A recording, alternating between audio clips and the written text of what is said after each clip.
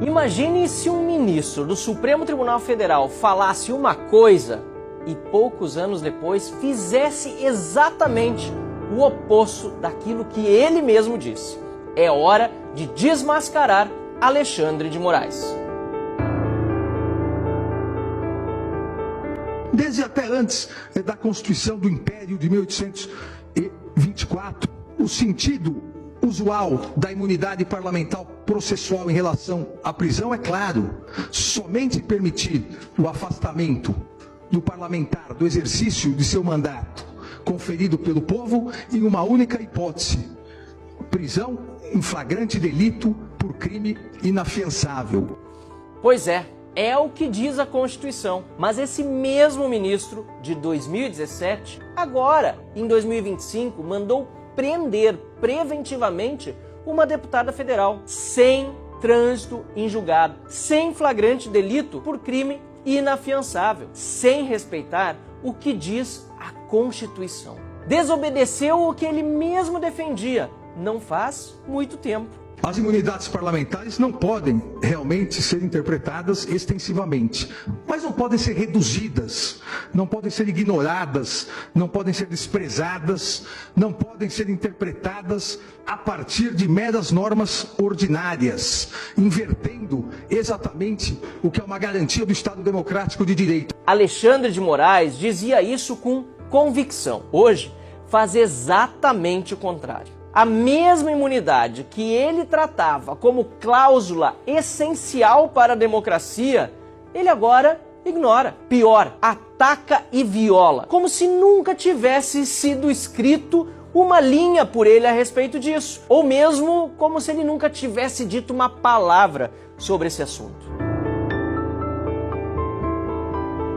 Como também lembra outro importantíssimo autor norte-americano, Roscoe Pond, não há e não pode haver poder sem limites, nem mesmo o Supremo Tribunal Federal. Nem mesmo o Supremo Tribunal Federal. Que a democracia não permite que seus agentes disponham de poder absoluto e sejam como os imperadores romanos orientais, isentos das leis. São palavras do próprio ministro Alexandre de Moraes. O que mudou em apenas poucos anos, que não havia mudado antes em milênios, hoje é ele que age como se fosse um imperador romano, como se nada pudesse limitá-lo, nem a Constituição, nem o Parlamento. E Alexandre de Moraes ainda se diverte com a adulação dos pares e também da esquerda brasileira. Repito, o que foi que de fato mudou nesse período? Esse perigo de confundir a interpretação constitucional, o ativismo judicial, com a inventividade ou o poder de apreciação ou a própria criação de legislação por parte do poder judiciário, já fora alertado lá atrás, alertado por John Locke, quando afirmou que quem coloca a sua própria vontade no lugar das leis, que são a vontade da sociedade expressa pelo legislativo, acaba por alterar o legislativo.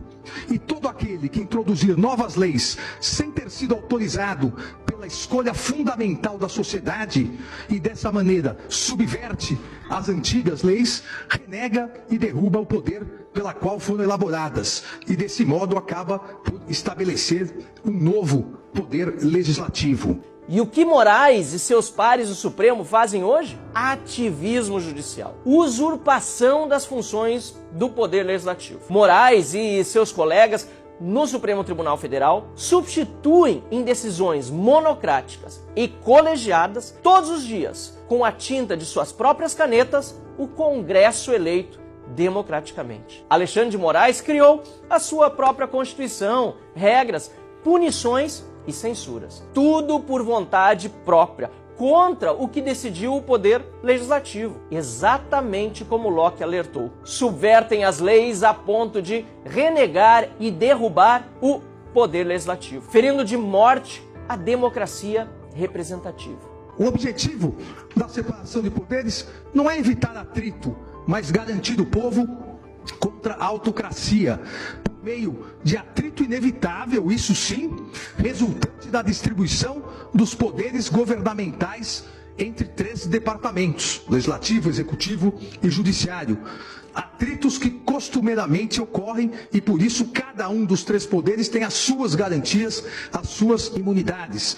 Impedir ainda o Justice Brandeis, impedir a autocracia de qualquer dos poderes, inclusive do poder judiciário, possibilita controlar os atos dos que manejam o poder governamental de maneira razoável, não arbitrária, não desarrazoada. E é por isso que há imunidade parlamentar. Justamente por isso, para evitar que o exercício independente do mandato eletivo seja ameaçado, limitado ou até mesmo revogado por outro poder. E hoje, o que faz Alexandre de Moraes? Persegue parlamentares, corta seus salários, que são impenhoráveis para qualquer cidadão, sem nenhuma base legal. Alexandre de Moraes nega o direito à ampla defesa, a presunção da inocência, não dá acesso aos autos dos processos. Como eu mesmo sei, porque também nos casos em que o alvo da perseguição sou eu, não temos acesso integral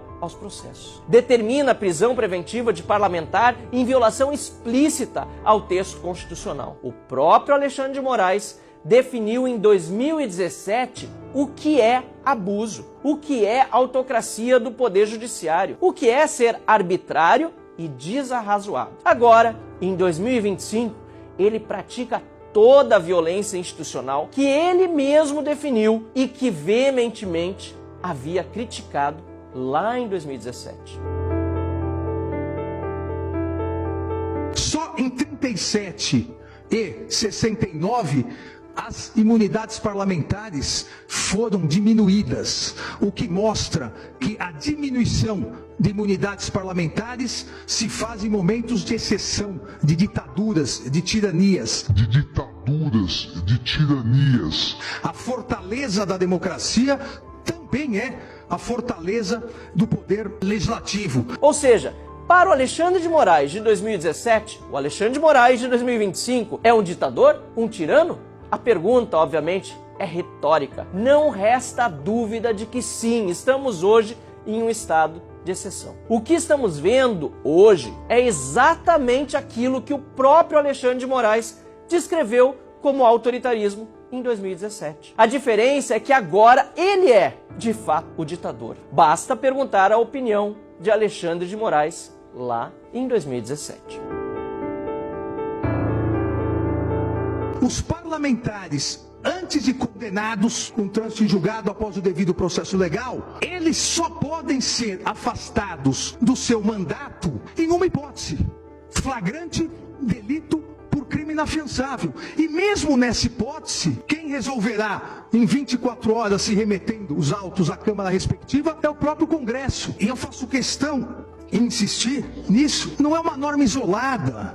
A norma traz em si 400 anos agora de imunidades. Foram 400 anos de história ignorados, pisoteados. No caso de Carla Zambelli, mais uma vez Moraes ignorou a Câmara, mandou às favas o devido processo, rasgou a Constituição. E pior, com a ajuda do líder do PT na Câmara, Lindbergh Farias, e do Procurador-Geral da República, Paulo Gonet. Um colega deputado do PT atenta contra a imunidade parlamentar. E o fiscal da lei, o Procurador-Geral da República, pede a prisão ilegal, inconstitucional, de um membro do parlamento, desrespeitando a única hipótese de afastamento de mandato, lembrada por Moraes no seu julgado de 2017. É o consórcio Lula-STF a todo vapor.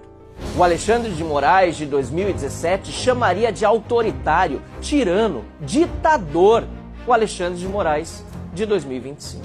Alexandre de Moraes personifica tudo aquilo que ele mesmo dizia rejeitar. Não é apenas incoerência, nem apenas maldade ou perseguição política ilimitada contra quem ele pensa serem seus adversários pessoais. É mais do que isso, é traição aos princípios que ele prometeu defender. É um verdadeiro atentado ao Estado de Direito e à democracia. E sem dúvida nenhuma, um golpe de Estado já dado por Moraes e pelo Supremo Tribunal Federal no povo brasileiro. E esta não é apenas uma opinião, é a conclusão lógica baseada em Alexandre de Moraes, em seu voto no julgamento da ADI 5526 de outubro de 2017.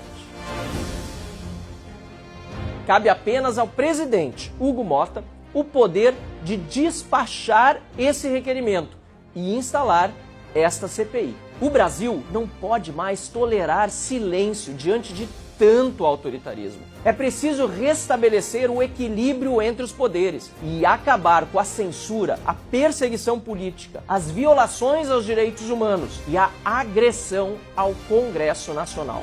Compartilhe esse vídeo, denuncie, pressione.